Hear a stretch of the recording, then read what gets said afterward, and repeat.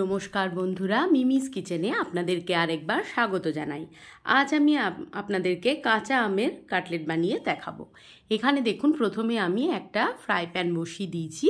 এখানে আমি কিছু শুকনো মশলা গুঁড়ো মশলা তৈরি করব। প্রথমে আমি 4-5টা শুকনো লঙ্কা আগে একটু নেড়ে নিয়েছি। তারপরে দিয়ে দিলাম ছোটো বাটির 1 বাটি জিরে, 1 বাটি ধনে আর 1 বাটি মৌরি। এটা কিন্তু আপনারা স্টোর করে রেখে দিতে পারেন, বেশি করে বানিয়ে কোনো চপ বা কোনো রান্নার মধ্যে এটা ব্যবহার করতে পারেন। গুঁড়ো মশলা যেমন কুমড়োর তরকারি, এইসব ক্ষেত্রে ভাজা মশলাটা দিলে না খেতে খুব ভালো লাগে, বা আচারেও এভাবে ভেজে গুঁড়ো করে রেখে দেবো আমি, এটা ড্রাই রোস্ট মশলা। আর যেটা আমার লাগবে কাঁচা আমের কাটলেট বানাতে, এখানে হচ্ছে ধনে পাতা আর পুদিনা পাতা আছে, আলু আমি সেদ্ধ করে নিয়েছি, আর এটা ড্রাই রোস্ট মশলাটা গুঁড়ো করে নিয়েছি। এখানে একটা ছোটো মাপের আম গ্রেট করে নিয়েছি, কাঁচা লঙ্কা কুচি, আম আদা গ্রেট করে রাখা, আর পাতিলেবুর রস লাগবে। এরপর প্রথমে আমি কড়াই বসিয়ে দিচ্ছি।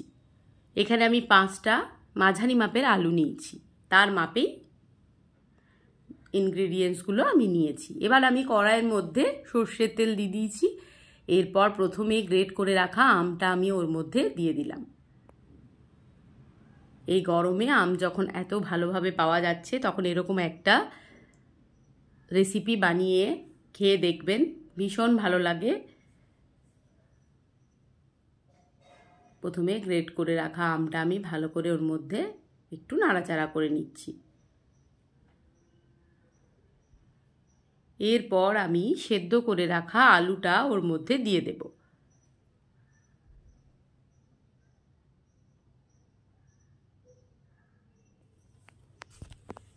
এবার আলুটা দিয়ে ভালো করে আমি নাড়াচাড়া করতে থাকব কড়াইয়ের মধ্যে। আমরা বেশিরভাগ মানুষই চপ, সিঙ্গারা, তেলে ভাজা এগুলো খেতে ভালোই বাসি। বাইরে তো কিনে সবাই খান, এভাবে যদি একবার বাড়িতে বানিয়ে খান তো দেখবেন খুব ভালো লাগবে। যে কোনো জিনিস বাড়িতে বানিয়ে খাওয়ার আনন্দ বা স্বাদটা অন্য হয়।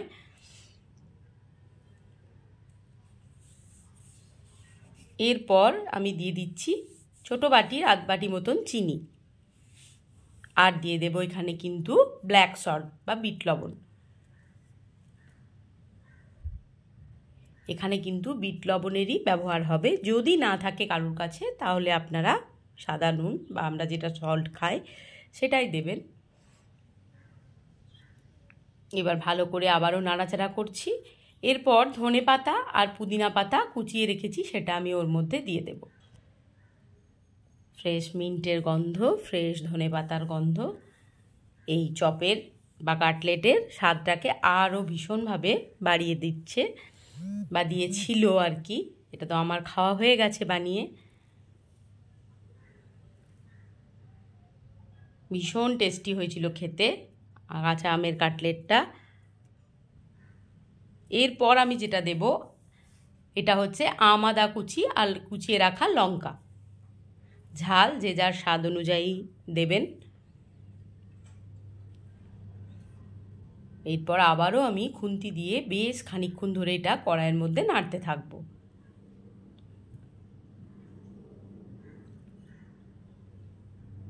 আমার রান্না আপনাদের কেমন লাগে অবশ্যই কমেন্ট করে জানাবেন, আর আপনাদের কমেন্ট আমার খুব ভালো লাগে। সুন্দর সুন্দর কমেন্ট করেন আপনারা।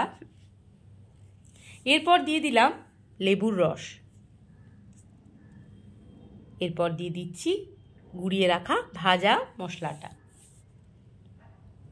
এবার সমস্তটাকে আবারও খুন্তি দিয়ে ভালো করে মিশিয়ে নিচ্ছি।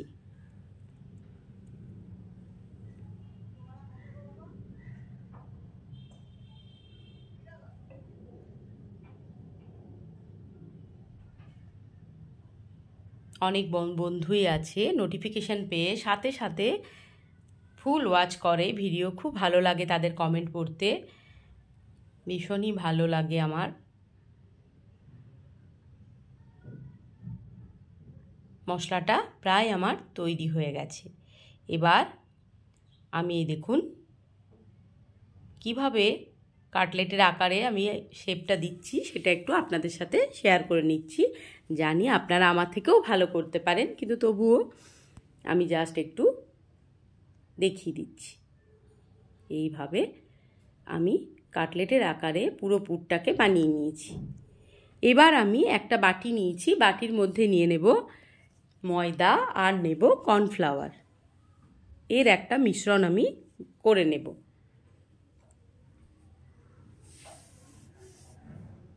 কর্নফ্লাওয়ার আর দিয়ে দেবো অল্প পরিমাণে নুন। এরপর জল দিয়ে একটা ব্যাটার তৈরি করে নেব আমি। না খুব ঘন হবে না খুব পাতলা হবে।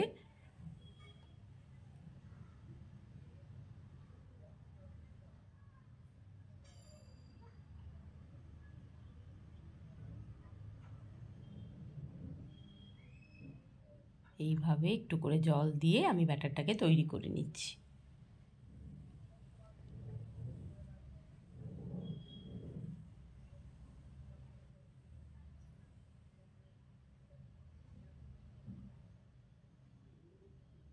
ব্যাস, ব্যাটারটা আমার তৈরি হয়ে গেছে।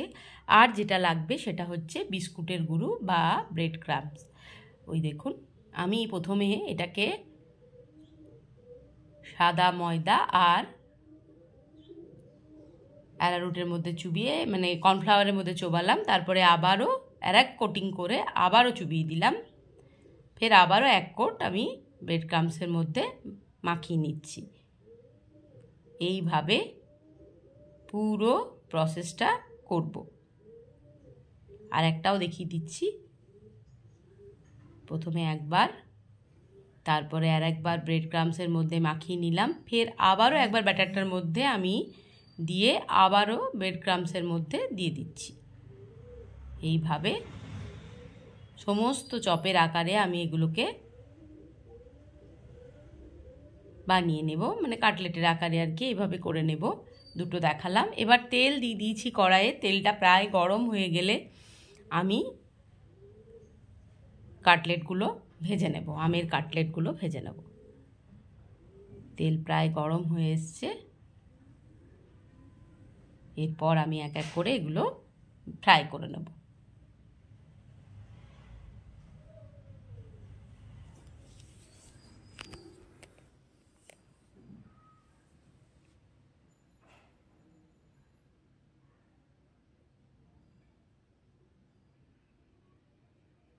এই যে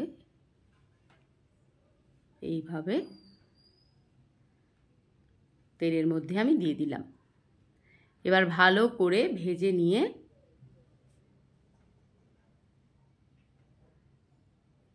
স্যালাড, যদি ইচ্ছা হয় সস, যেটা আপনাদের ভালো লাগে তাই দিয়ে গরম গরম খেলেই দারুণ লাগবে কাঁচা আমের কাটলেট।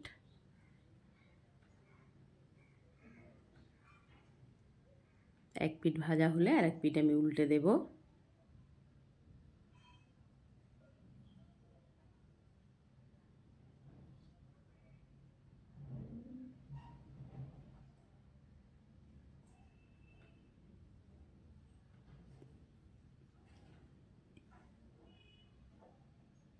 এই দেখুন প্রায় লাল লাল হয়ে গেছে, তুলে নিয়েছি, স্যালাডের সাথে পরিবেশন করেছি। ভিডিওটি ভালো লাগলে like, comment, share and subscribe করে আমার পাশে আপনারা এভাবেই থাকবেন।